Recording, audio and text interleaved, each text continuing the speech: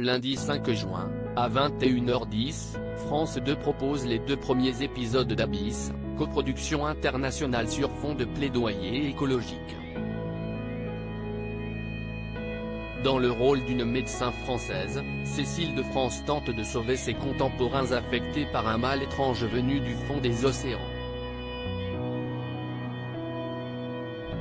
Invitée à Série Mania, elle revient sur cette aventure hors norme. Dans Abyss, thriller sur fond de menaces écologiques, diffusé lundi 5 juin sur France 2, Notre avis, Cécile de France incarne une scientifique devant sauver l'humanité.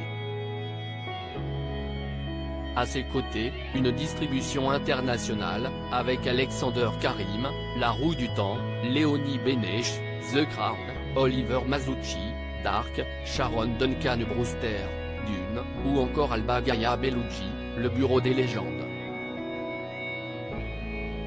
Produite par Franck Dolger, l'un des coproducteurs de Game of Thrones, la série offre à la comédienne belge, récemment apparue dans Salade grecque sur Prime Video, un rôle qui lui a permis de joindre son bonheur de jouer à ses convictions personnelles. Abyss, Cécile de France bluffée par l'intelligence de la série de France 2 Télé Loisirs, vous étiez-vous déjà penché sur le monde des océans avant de tourner Abyss ? Cécile de France, si est un domaine qui me passionne. Les fonds marins sont encore plus mystérieux que l'univers et je regarde énormément de documentaires sur les nouvelles espèces qui y sont découvertes chaque année. Outre son aspect fantastique qui a réjoui l'ancienne petite fille que j'étais, j'ai aimé l'intelligence de cette série qui nous interroge sur notre humilité et notre peur ancestrale face à l'inconnu, les énigmes de la nature, et, surtout, sa capacité à nous éblouir. Notre émerveillement est la clé de notre survie. C'est-à-dire ? Je crois beaucoup en la force émotionnelle de l'être humain. Après avoir été capable d'entrer dans l'ère de l'industrialisation qui provoque aujourd'hui tous ces dommages à la planète, donc à l'humanité, il faut nous reconnecter à la nature. Pendant le confinement où tout s'est arrêté, elle nous a appris qu'elle n'avait pas besoin de nous, mais que nous avions besoin d'elle. Mettre en valeur sa beauté me semble d'un des meilleurs vecteurs de sensibilisation. La fiction a le pouvoir d'activer le cerveau émotionnel de l'être humain pour qu'il entre en action.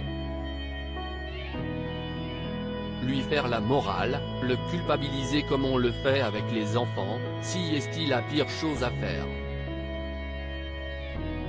Il faut continuer à garder l'espoir en l'humain. Aujourd'hui les scientifiques nous proposent des solutions, à nous de les mettre en œuvre. Le tournage d'Abyss mis en difficulté à cause de cas de Covid. Quel souvenir gardez-vous de cette aventure ? Celui d'un énorme paquebot dont il fallait suivre la progression, avec une super équipe aux commandes. Les vraies difficultés que nous avons rencontrées étaient essentiellement liées au Covid. Des cas se sont déclarés pendant le tournage, ce qui a provoqué pas mal de décalage au niveau du planning. Un vrai casse-tête pour l'équipe mise en scène.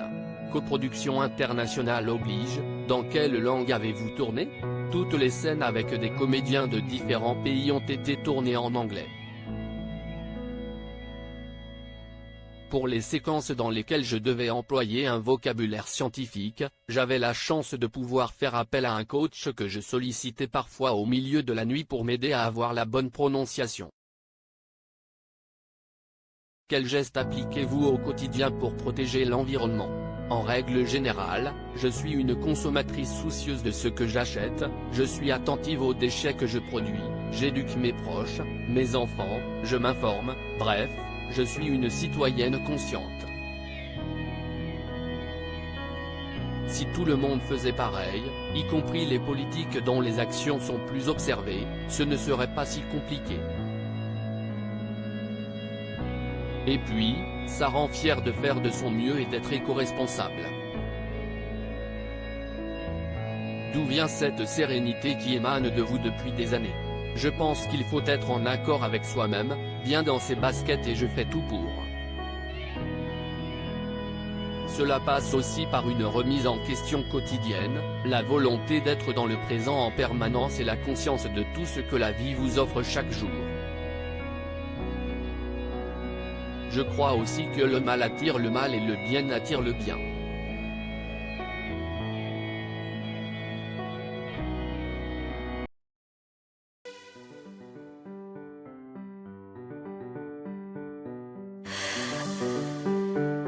나